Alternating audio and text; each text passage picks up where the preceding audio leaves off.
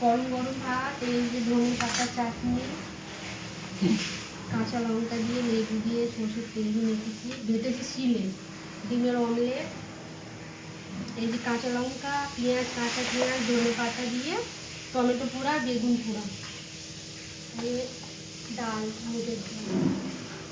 আজকে আমাদের দুপুরে এই খাবার, বুঝেছো?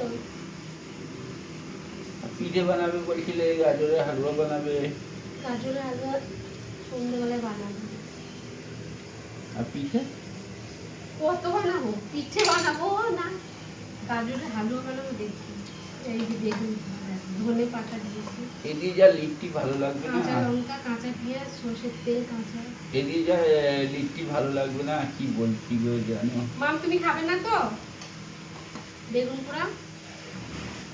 মাম তো খাইনি। ধনে পাতা চাটনি নেবে তো কি? হ্যাঁ, তো সবুজ, ওই মধ্যিখানটা একদম সবুজ, দেখেছো? শিলে বেজেছে, খুব ভালো। শিলেই বাটি, শিলে বেশি ভালো লাগে খেতে, মিক্সিতে বাটি না।